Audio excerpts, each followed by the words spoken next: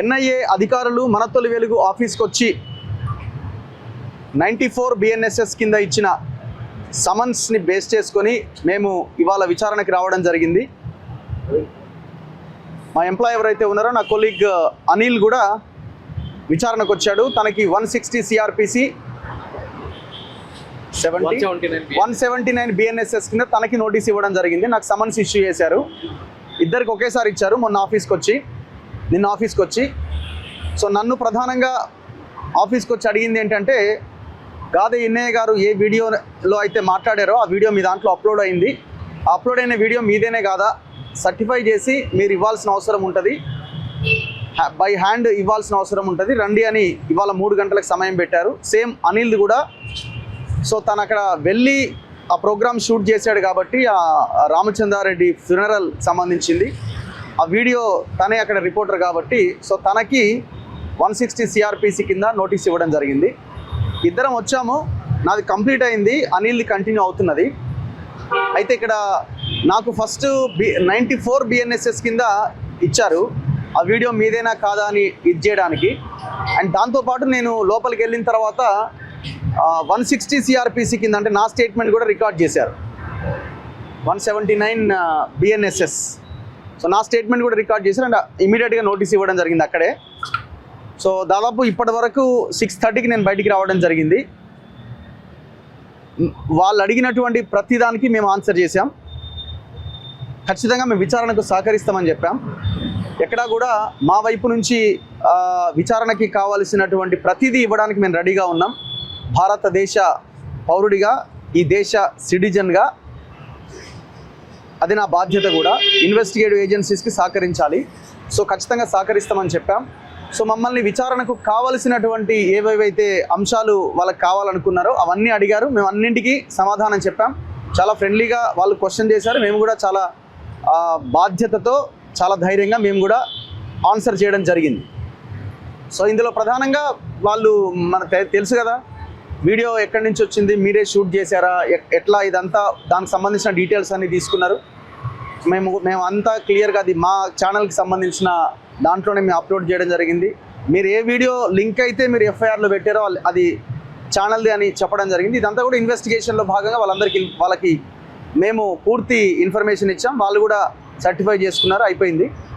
So దాని తర్వాత విచారణకి సహకరించాలి ఖచ్చితంగా అన్నారు. ఖచ్చితంగా సహకరిస్తాం. భవిష్యత్తులో మీరు చేసే ప్రతిదాన్ని మా సహకారం ఉంటుందని చెప్పడం జరిగింది. Thank you. ఎలాంటి క్వశ్చన్స్ అడగడం జరిగింది? క్వశ్చన్స్ అంటే బేసిక్గా ఇన్నయ్య గారితో మీరు ఎప్పటి నుంచి జర్నీలో ఉన్నారు, సో ఇవన్నీ జనరల్ క్వశ్చన్సే, పెద్దగా ఇదేం లేదు. ఎందుకంటే ఇందులో పెద్దగా నన్ను ఇన్సిస్ట్ చేసి నేనేదో అని అడిగేంత ఇది కూడా ఏం లేదు అక్కడ. ఓన్లీ నేను మన ఛానల్లో ప్లే అయిన, మన తొలి వెలుగులో ప్లే అయిన ఆ లింక్ని బేస్ చేసుకున్న ప్రశ్నలే అక్కడ ఉన్నాయి. సో ఎందుకు అట్లా మాట్లాడారు ఏంటి అనేది మనకు సంబంధం లైన్ కూడా కాదు అది. సో ఓన్లీ ఆ వీడియోకి సంబంధించిన ఫుటేజ్ ఎట్లా వచ్చింది ఏంటి అన్న దాని విషయంలోనే దాని చుట్టే తిరిగింది తప్ప ఇంకొకటి ఏం లేదు. సో మేము జనరల్గా రెగ్యులర్గా అందరి ఇంటర్వ్యూస్ మేము తీసుకుంటాము, అందరితో మేము మాట్లాడుతుంటాము. సబ్జెక్ట్ కోసం, అనాలిసిస్ కోసం చాలామందిని మేము కాంటాక్ట్ అవుతుంటాము. అందులో భాగంగా మేము అందరితో మాట్లాడతాం.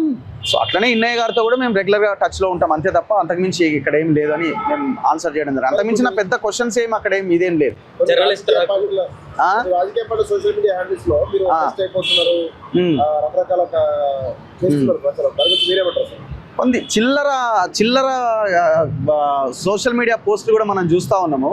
ఇక అరెస్ట్ అయిపోయిండు, కొంతమంది అయితే ఇక అరెస్ట్ అయిపోయిండు, చెంచల్ కూడా జైలుకే తీసుకొస్తున్నారనే పోస్టులు కానీ, కామెంట్స్ కానీ, నిన్న మొన్నటి నుంచి అయితే ఇక వీడు అర్బన్ నక్సలైటు, ఇక నోటికి వచ్చింది ఇష్టం వచ్చినట్టుగా పెట్టుకుంటున్నారు.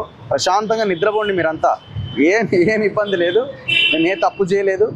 సో ప్రజల కోసం మాత్రమే మేము పనిచేస్తూ ఉన్నాం. చాలా ధైర్యంగా, బాధ్యతతో పనిచేస్తున్నాం, ఎక్కడా వెనకడుగు లేదు. ఇంకా కొంతమంది అంటున్నారు వీడియోలు అన్నీ డిలీట్ అయిపోతున్నాయి అంటున్నారు. నేను ఎక్కడో ఎవరో అడిగితే చెప్పాను, డిలీట్ అయిన ఒక్క లింక్ ఏదైనా ఉంటే మాకు పంపించండి, ఇగో పలానా వీడియో డిలీట్ అయిందని. ఎట్టి పరిస్థితిలో ఒక వీడియో కూడా డిలీట్ అవ్వడం అంటూ ఉండదు. న్యాయస్థానం, ప్రజలు ఒక న్యాయం వైపుగా మేము పనిచేస్తూ ఉంటాము. సో ఎవరైనా కోర్టుకు వెళ్ళి ఇగో పలానా వీడియో ఇది నచ్చలేదని చాలామంది రియల్ ఎస్టేట్ మాఫియాకి సంబంధించిన డిలీట్ చేసుకున్న సందర్భాలు ఉన్నాయి. అట్లా పోయిన వీడియోలు తప్పితే మా దాంట్లో మాకు మేముగా డిలీట్ చేసిన వీడియోలు ఏమీ లేవు, ఉండవు. ఎవరైతే ఈ కామెంట్స్ పెడుతున్నారు, కొన్ని శాటిలైట్ ఛానల్స్ కూడా, శాటిలైట్ అని చెప్పుకునే ఛానల్స్ కూడా అసలు నాకు నోటీస్ రాలేదు, ఆ సమయానికి ఆల్రెడీ ఆ యూట్యూబ్ ఛానల్ మీద కేసు అయిందని పోస్టులు పెడుతున్నారు, అంటే బ్రేకింగ్స్ చేస్తున్నారు. ఇంత దుర్మార్గంగా వ్యవహరిస్తే ఎట్లా? కొంతమంది అయితే ఇక అయిపోయింది, ఏరివేత కార్యక్రమం స్టార్ట్ అయిందని పెడుతున్నారు. ఏరివేత అంటే ఎవరు ఏరివేత? మేము ఒకటే ఏమంటున్నామంటే, మేము పనిచేసే దాంట్లో ఒక 10% పనిచేయండి ప్రజల్లోకి వచ్చి. మీరంతా సోషల్ మీడియాలో ఈ చిల్లర పోస్టులు పెట్టేవాళ్ళు, మేము ప్రజల్లో ఉండి ఉదయం 7 గంటల నుంచి రాత్రి 8-9 గంటల దాకా మేము పనిచేసే దాంట్లో మీరు ఒక 10% పనిచేయండి, ప్రజలకు చాలా మంచి జరుగుతుంది.